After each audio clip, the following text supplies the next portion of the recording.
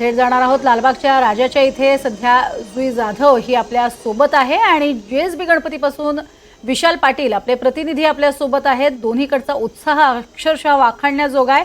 आधी विशाल तुमच्याकडे येते, कशा पद्धतीने इथे उत्साह पाहायला मिळतोय आणि पूर्ण आजचा कार्यक्रमाचं स्वरूप रूपरेखा काय आहे? नक्कीच ज्या पद्धतीनं मुंबईत गणेशोत्सव साजरा केला जातो, उत्साहाचं वातावरण जे आहे हे सकाळपासून आपल्याला पाहायला मिळतंय।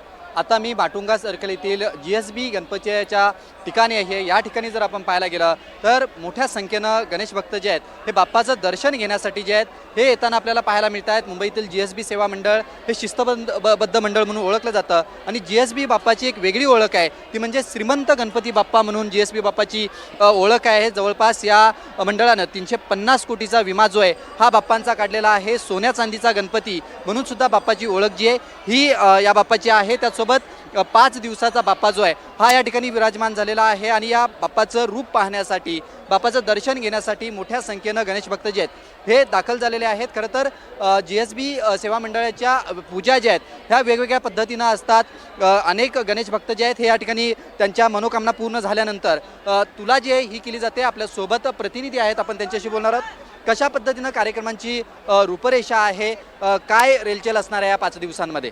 जय गुरुगणेश। हे मंडळाचं आमचं 17वं वर्ष आहे। मुंबईमध्ये शिस्तबद्ध नियोजन यासाठी या मंडळाची ख्याती आहे आणि प्रत्येक भाविकांना इथे महाप्रसादाचा आनंद घेता येतो।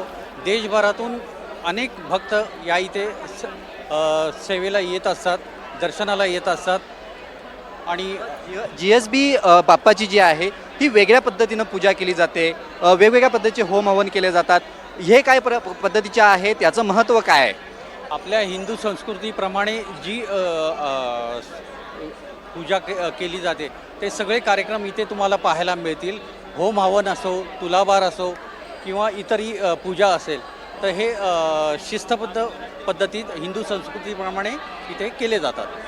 नक्कीच प्रज्ञा, एकीकडे जर आपण दुसरीकडे पाहिलं गेलं तर मोठ्या संख्येनं गणेश भक्त त्यांच्या मनोकामना पूर्ण झाल्यानंतर या ठिकाणी तुला करतात। नारळ जे आहेत हे मोठ्या संख्येनं या ठिकाणी मागवले जातात आणि या नारळाच्या याच्यामध्ये तुला जी आहे ही केली जाते। दुसरीकडे जर आपण पाहायला गेलं तर संपूर्ण या परिसरात मोठ्या रांगा ज्या आहेत ह्या लागलेल्या आपल्याला पाहायला मिळत आहेत।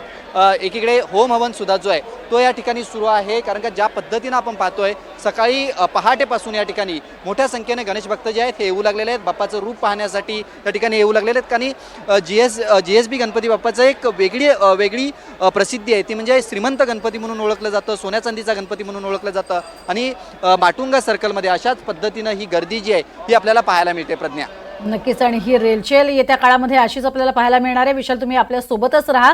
जुईकडे जातोय कारण लालबागच्या राजाच्या इथे सुद्धा मोठ्या उत्साहात सर्वसामान्य नागरिक जे आहेत ते दर्शनासाठी येत आहेत। जुई, दर्शनार्थींची संख्या जी बघतोय आपण हळूहळू वाढताना पाहायला मिळते आणि या ठिकाणी थोड्याच वेळात म्हणजे 12 वाजता उद्धव ठाकरे देखील पोहोचणार आहेत असं कळतंय।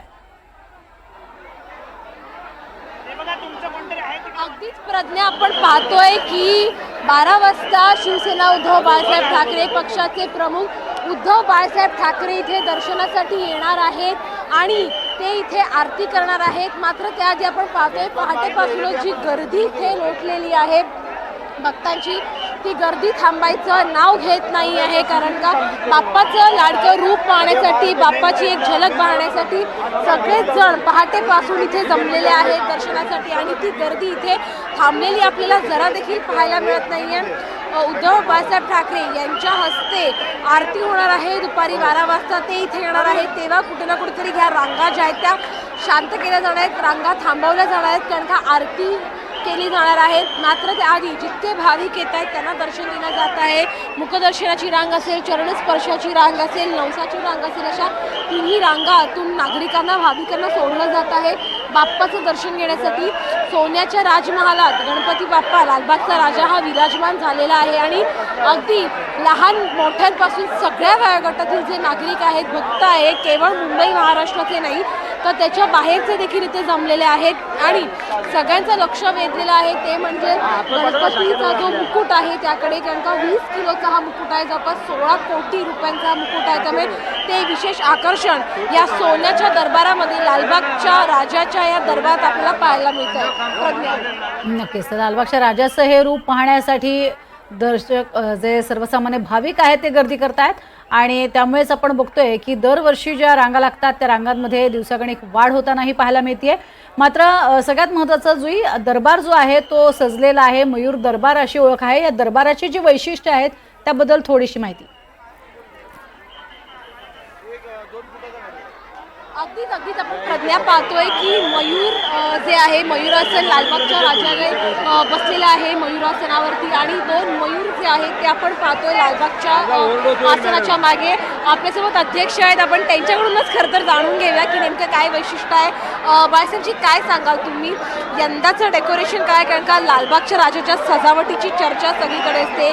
1 वर्ष तुम्ही चंद्रयान उभं केलं होतं, 1 वर्ष दरबार उभा केला होता महाराजांचा, यावर्षी सोन्याचा दरबार, यावर्षीचं वैशिष्ट्य वेगळेपण काय आहे? यावर्षी लालबागच्या राजाचा खऱ्या अर्थाने तो राजमहल आहे, त्याला एक सुवर्ण झळाळी असा हा राजमहल आहे, म्हणजे त्याच्या देखाव्यामध्ये ते दिसते आपल्याला. त्यानंतर मयूरासन आहे आणि जो बाप्पाचा हा परिसर आहे हा एका म्हणजे असं पवित्रमय मंदिरामध्ये असल्यासारखा आपल्याला भास होतो. मेन गेट जो आहे तो बद्रीनाथाचा प्रवेशद्वार आहे आणि त्यावर भगवान शंकराची एक मूर्ती विराजमान आहे टॉपला. त्यामध्ये गंगा नदी भगवान शंकरच्या जटातून अशी प्रवाहित आहे हे पण दृश्य दिसते. आणि तिथून जेव्हा आपण मेन गेटवरून चालत येतो तेव्हा मंदिरामधून चालल्याचा भास होतो, कारण वेगवेगळ्या प्रकारच्या आकारच्या घंटांचा आरास आणि फुलांची आरास त्या ठिकाणी निर्माण केलेली आहे. आणि त्याचप्रमाणे बाप्पाचं जे मयूरासन आहे त्या मयूरासन एक राजमहालामध्ये ठेवलेलं आहे आणि ते राजमहाल त्या सुवर्ण झळाळीने एक म्हणजे सजवलेलं आहे.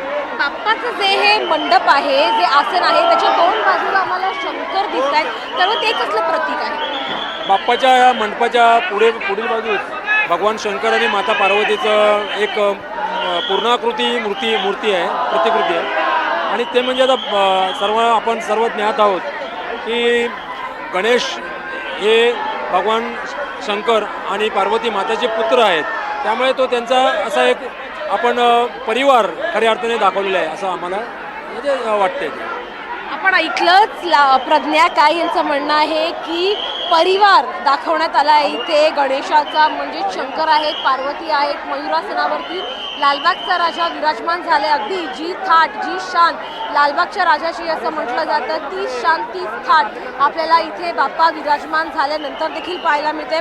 पहाटे 4:30 वाजता लालबागच्या राजाची आरती झाली विधिवतरित्या आणि त्यानंतर लालबागच्या राजाचं दर्शनासाठी सर्व रांगा सुरू केल्या गेल्या. 13 पासून जी गर्दी आपल्याला पाहायला मिळाली होती तीच गर्दी आता देखील आपल्याला संपूर्ण मंडप परिसरामध्ये पाहायला मिळते. प्रज्ञा, नक्कीच. आणि थेट आपण विशालकडेही जाणार आहोत. GSB गणपती या ठिकाणी विशाल पाटीलही आहेत, तुमच्याकडे येणार आहोत. विशाल आणि जुई, तुम्ही दोघेही आमच्यासोबत असेच राहा. मात्र संपूर्ण महाराष्ट्रभरात गणेशोत्सवाचा काय सध्या हर्षोल्लास आहे ते सुद्धा आपण पाहणार आहोत.